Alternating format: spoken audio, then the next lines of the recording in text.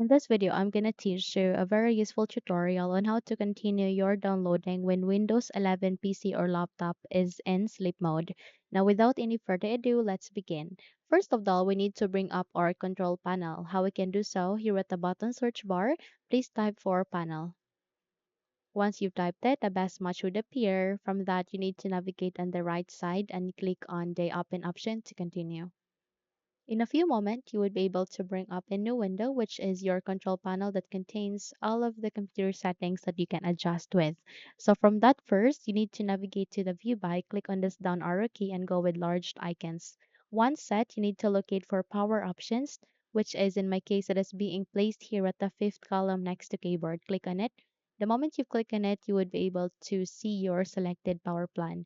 In my case, balance is my selected power plan. In your case, it might be high performance power saver.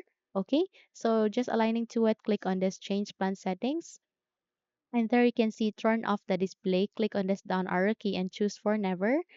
Click on this down arrow key, put the computer to sleep, set it into never. Click on this down arrow key, go with never. Click on this and go with never. Okay. Once done, you need to click on Save Changes. Once you've set it, please proceed here at the Change Power Settings. Click on it. And from that, you need to navigate with this hard disk. Okay.